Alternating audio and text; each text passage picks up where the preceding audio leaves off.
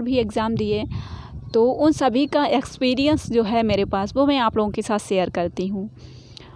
तो मालूम है कि किस तरीके से एग्ज़ाम में क्वेश्चन पूछे जाते हैं, किस तरीके से आप इन चीज़ों को तैयार कर लें तो आप जो है सक्सेस पा सकते हैं। जो मित्र इनकी तैयारी कर रहे हैं, इसके बारे में सोच रहे हैं, तो वो सारी चीज़ें मैं यहाँ पे आपको बताती रहती हूँ, है ना।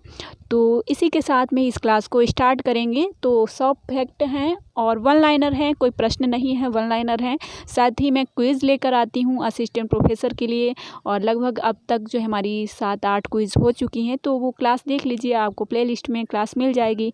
और उसके साथ ही हमने अपना नई जो न्यू एजुकेशन पॉलिसी आई है उस पे भी एक क्लास बनाई थी। साथ ही करंट अफेयर की क्लास आ रही है, जो आपके यूपीएचएससी का जो एग्ज़ाम होने वाला है, या फिर अदरवाइज़ किसी भी एग्ज़ाम में जो करंट अफेयर के प्रश्न पूछे जाते हैं, तो उनसे संबंधित मैं प्रश्न नहीं लाती हूँ फ्रेंड, मैं फैक्ट लाती हूँ जो आपके किसी भी एग्ज़ाम में पूछे जाएँ, आपसे कोई भी प्रश्न उससे संबंधित बने, वो सारे आप क्लियर कर सकें। ओके, तो ज़रूर जुड़ें।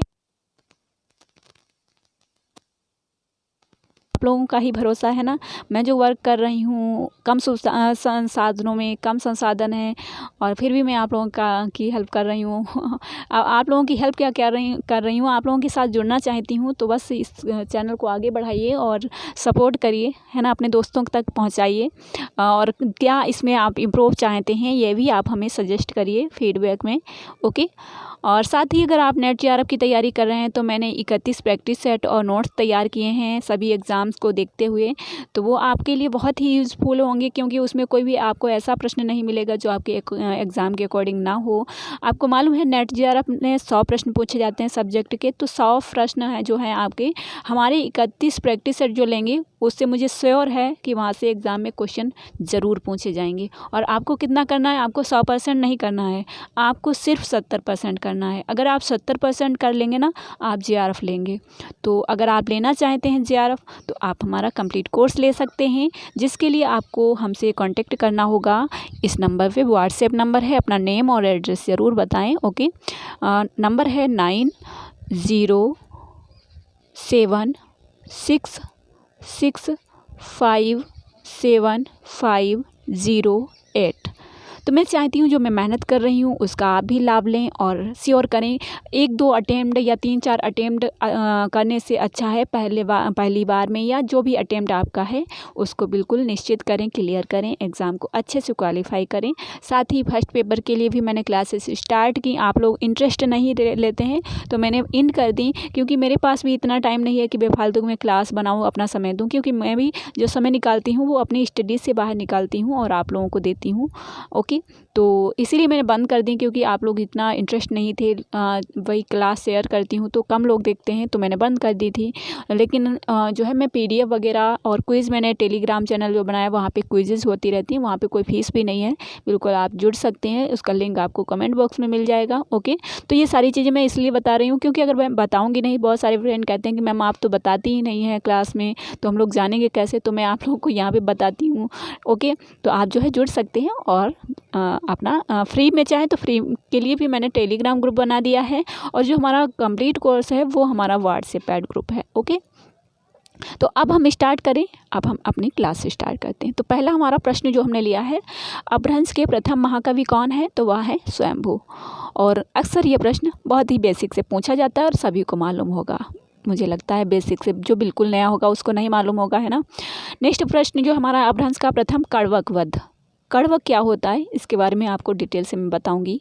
ओके, पौमचर्य स्वयंभू कण्वक होता है जिसमें दोहा और चौपाई दोनों का प्रयोग किया जाता है, उसे हम कण्वक शैली कहते हैं। ओके, ये आप याद रखना, क्योंकि मैंने जो पढ़ा मैं वो आपको सिर्फ बता रही हूँ, कोई विद्वान तो हूँ नहीं, जो पढ़ूंगी वही तो बताऊंगी मैं आपको। अभी मेरा इतना एक्सपीरियंस नहीं है जितना असिस्टेंट प्रोफेसर जो 50 साल के होते हैं, जो 40 साल के होते हैं, उनका जो एक्सपीरियंस होता है वो शेयर करते हैं। अभी मेरा जो है मैं आपके साथ शेयर करती हूँ, जो मैंने पढ़ा है कण्वक शैली, जो दोहा और चौपाई होती है अपभ्रंश शैली की।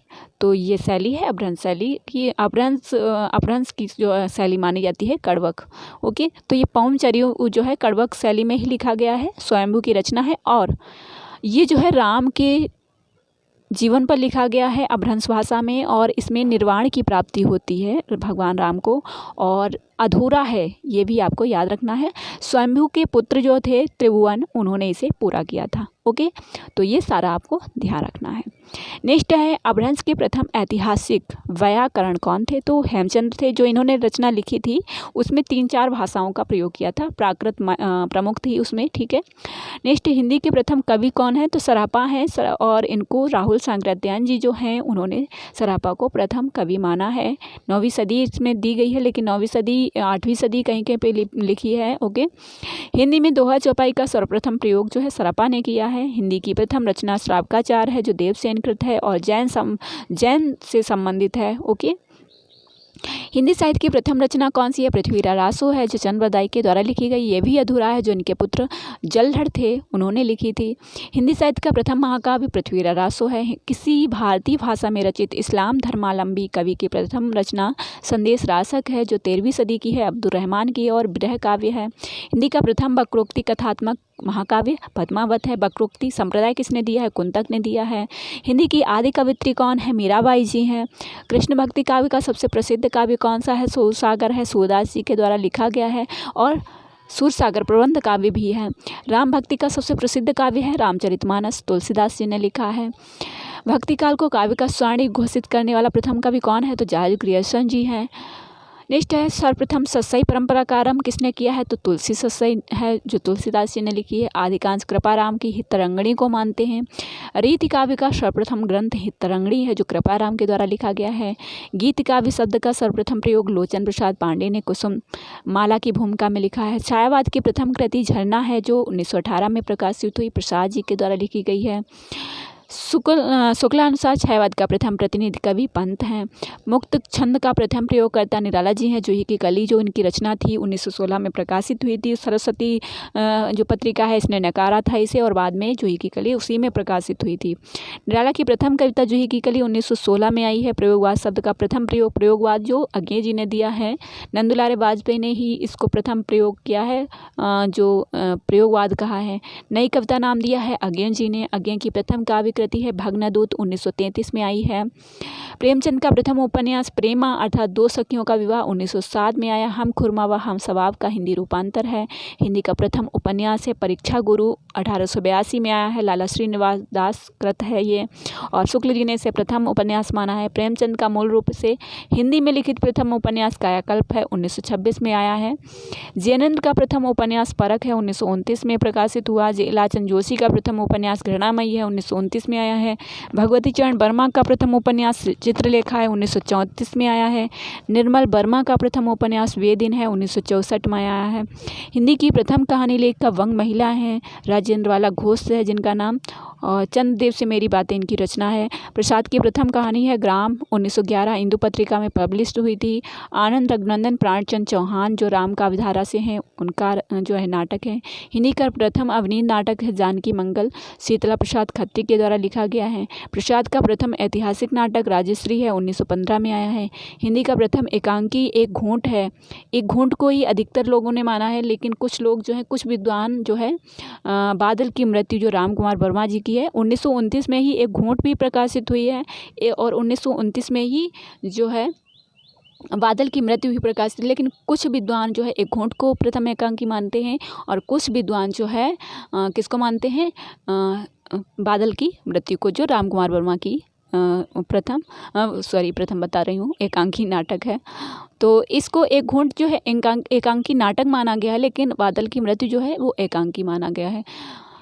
हिंदी में प्रथम जीवनी भक्तमाल है, 1585 नाभादास के द्वारा लिखी गई है। प्रथम जीवनी हिंदी में, ठीक है। हिंदी में प्रथम यात्रा वृतांत लंदन यात्रा 1883 श्रीमती हरदेवी के द्वारा लिखा गया। हिंदी में प्रथम रिपोर्टाज लक्ष्मीपुरा है, 1938 शिवदान सिंह चौहान के द्वारा लिखा गया है। हिंदी गद्य काव्य की प्रथम रचना साधना है राय कृष्णदास के द्वारा लिखी गई है।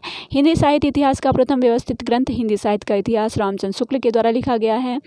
परंपरा की दृष्टि से रचित हिंदी साहित्य की इतिहास का प्रथम ग्रंथ जो है हिंदी साहित्य की भूमिका 1941 में हजारी प्रसाद द्विवेदी ने दिया है। साहित्य इतिहास का प्रथम मार्क्सवादी ग्रंथ का ग्रंथकार कौन है? रामविलास शर्मा, जिनका जन्म 1912 में हुआ है। हजारी प्रसाद द्विवेदी का जन्म 1905 में हुआ है। कुछ अगर साथ लिखा है तो श्योर कर लीजिएगा आप लोग।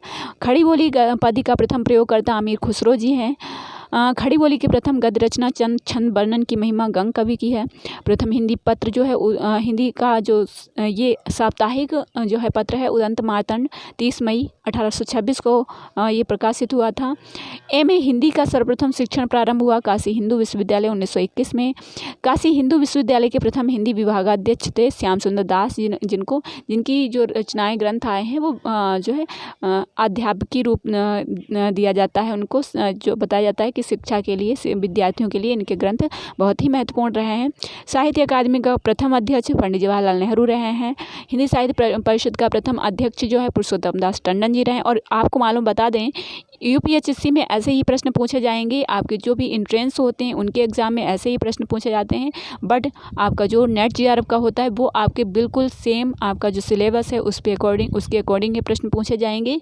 उनके लिए आप जो है प्रीवियस ईयर के क्वेश्चन पेपर से, और मैं एक क्लास बना दूंगी जिसमें आपको बता दूंगी कि कौन कौन सी बुक जो है आपके लिए महत्व रखेंगी आपके एग्ज़ाम को आपको एग्ज़ाम में सफलता प्राप्त कराने के लिए, वो मैं आपको एक क्लास में बता दूंगी। ओके, नेक्स्ट है संयुक्त राष्ट्र संघ में हिंदी में भाषण देने वाला प्रथम व्यक्ति कौन है? तो अटल बिहारी वाजपेयी, जो 1977 में उन्होंने अपना संयुक्त राष्ट्र संघ में हिंदी में प्रथम भाषण दिया था।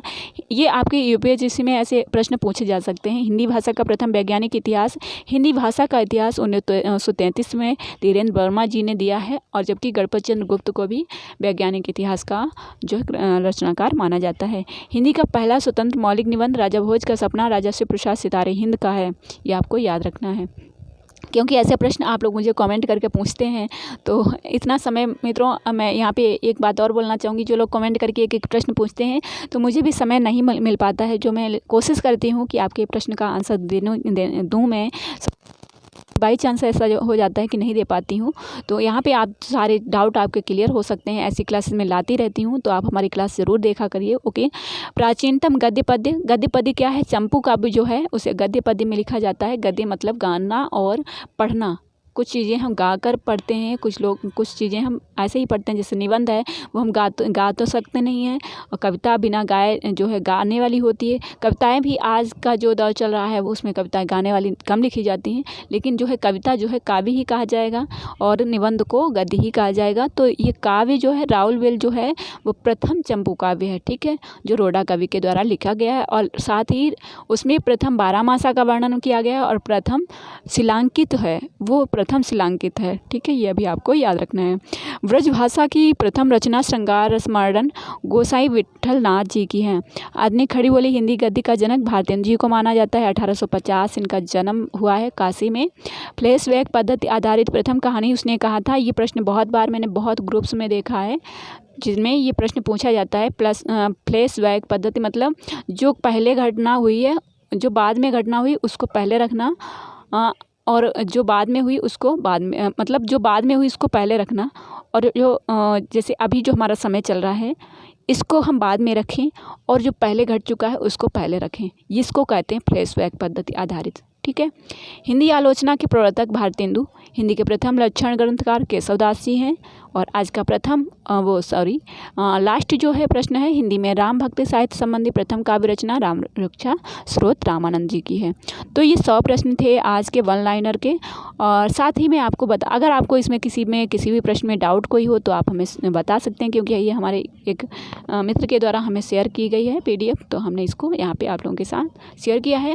साथ ही अगर आप हमारा डेली क्विज में भाग लेना चाहते हैं, बिल्कुल फ्री है, तो आप हमारा फ्री टेलीग्राम ग्रुप ज्वाइन कर सकते हैं सभी एग्ज़ाम्स के लिए हिंदी साहित्य के, और जिसका लिंक आपको कमेंट बॉक्स में मिल जाएगा। ओके, तो ये रही आज की हमारी क्लास। कैसी लगी आप हमें कमेंट करके ज़रूर बताइएगा, अपना फीडबैक दीजिएगा। ओके, कोशिश करूँगी मैं आपके फीडबैक का आंसर दूँ। ओके, तो मिलते हैं नेक्स्ट क्लास में, तब तक के लिए जय हिंद जय भारत।